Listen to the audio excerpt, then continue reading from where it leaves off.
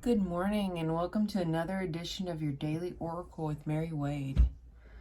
I first want to start off with a quick apology for the delay on this video. You know, I am a busy mother of 3 kiddos, I work full-time, and I just have a very busy lifestyle right now. So there may be some days that I miss as I get this channel up and running.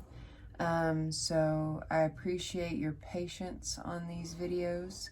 I did have a few that I wanted to release around the new moon, but I found myself deeply embedded in the magic and didn't end up finishing creating that content. However, I have several pieces to that content that I will be using for future videos. I also want to hear from you guys. Another housekeeping note. If you guys would like to see these videos on a weekly basis, or if you prefer the daily videos. So, I will invite you guys to anyone who watches this video, please leave a comment that just simply says daily or weekly, and at the end of let's just say we give it a few days, and I'll look on there and see what the most popular vote is. I love doing the daily videos, but until I'm able to free up just a little bit more time to devote to them, to get them polished the way that I would really love to present to you guys, there may just be some times where I'm not able to get videos loaded, and I am perfectly fine with that. I am, like I said, I have a pretty busy lifestyle at the moment. I'm still working on,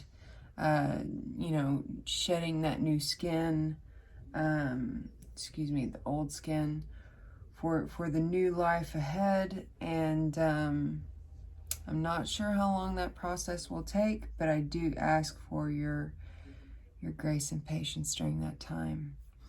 Okay, and lastly, if you guys would like to support this channel and its growth, please be sure to check out the link in the description below.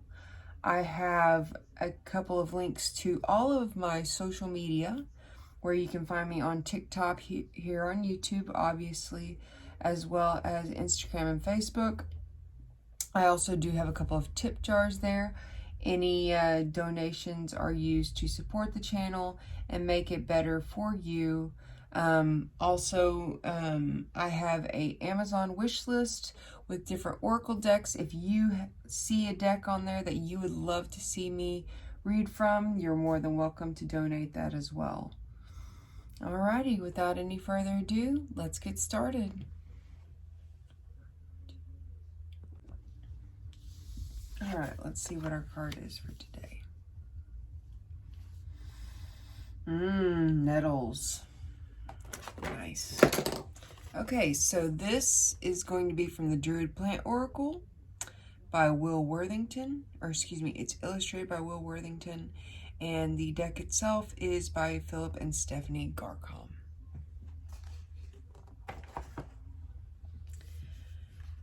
So, nettles. What can't I say about nettles? I truly love the plant. It is a nutritive herb. It is a really wonderful herb to add into teas to help add a lot of nutrition to your body, especially in regards to, minerals and such that are difficult to find in other vegetables that you may eat. This is a wonderful herb to take on a regular basis in a tea. Nettles is also very prickly, and I'm sure that it's going to be very difficult to see that along the stem here. But there are tiny, tiny little fibrous thorns. And nettles is known for being thorny, and so this could indicate, I'm going to speak a little bit from my life here too. We had Mars move into Leo on Saturday, May 20th. And so that's a fixed fire sign. In working with Mars, the planet of action, forward movement, of aggression, of the separating principle. So you have essentially fire on fire. I've noticed a lot of people, are either becoming much more creative or if they are struggling to transmute that energy, they're more in a aggressive state. To me, that's kind of what this card indicates as well. As I was looking at this, I was thinking, you know, there are a few different ideas and thoughts here. I see here we have the dark male adder at the base of the nettles. And as I'm looking at that, I'm thinking of something being hidden beneath the surface. Maybe even that aggression that I spoke about with Mars and Leo. Maybe there's an aggressiveness that's kind of bubbling up underneath the surface. But you can transmute that. That can be transmuted, and you can create with that energy instead.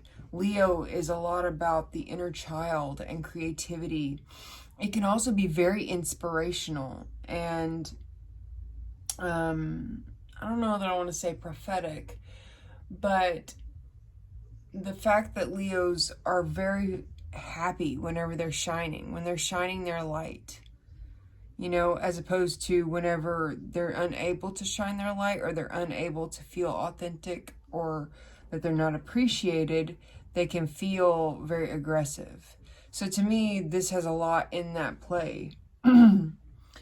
There's a standing stone here, and once we pass that new moon in Taurus, there's been a feeling of a lot more solidity, a lot more sovereignty in oneself. And so to me, it's like, okay, you've created this sovereignty.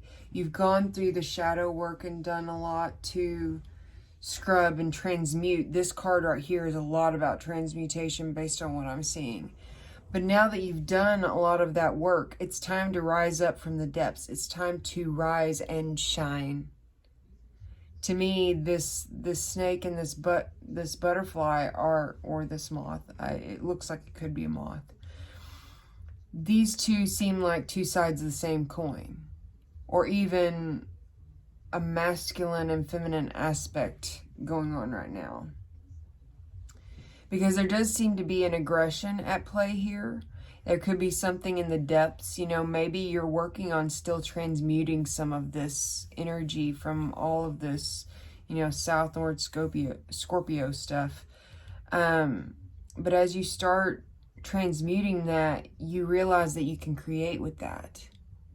In the darkness, there is always, you know, when you shine a light on something black, you can see all the colors that are included into it. And all the colors in the rainbow put together create black, which would be the darkness here, right? So when you illuminate the darkness, you can see all the colored facets of that area. You can see the stories that created that darkness within you, without you. So to me, this is a lot about stand on your own, stand in your power. It's almost as if this is all, yes, it is also on a hill. So it could be that you are in a place of sovereignty, and it's like you're on this mountain and you can see the connections, the situations and circumstances around you, and how they actually influence your energy negatively or positively. And you can work in, whether it be relationship or situation, this is kind of a call to action to use that Mars and Leo energy, that really potent, fiery, you know, energy to help transmute that. You know, help change some of these darker aspects into something creative. You know, one of the things that I really love to do, and I've shown you guys on here, is I love to draw. I love to color. I really love rainbows. I love every single color for all of its benefits and all of its beauty. But to me, this is really shine your inner light. What do you believe in? How have you anchored yourself into the aspect of love enough that that light is now shining bright enough in you that you can shine it down on those dark pieces and find the beauty in those? What were the gifts? Whoop. I'm getting all fiery here now. What are the gifts that you discovered in that darkness? When you shine that light down, those experiences that you you know, revisited or that were illuminated to you on the Scorpio full moon, this past full moon? How can you take that light of love and transmute that? How can you change that into something that you can use? Maybe even use for a business or use for another creative pursuit. Maybe you love to write. Writing is a very therapeutic way to get out things that are on your mind, especially if you have an overactive mind. You know, letting your hand just go with the pen and just tear those pages up. That's another thing that I love to do. Meditation is really good, but to me this is very much like, meditation may be a part of what you do to transmute this, but to me I see something creative. You know, get moving, dance, work out. You know, if you found some things that were kind of shadowy for you during that full moon, maybe working out is what you need. You know, if there's aspects of your physical form, you can work on working out, you can work on your diet. To me, this also indicates to take care of your diet in a sense that look at those trace minerals, make sure that you're getting enough of those so that you're more resilient to, you know, the things that are coming in the future, you know. Make sure that you are well established and well rooted so that you can grow tall in the times that are coming.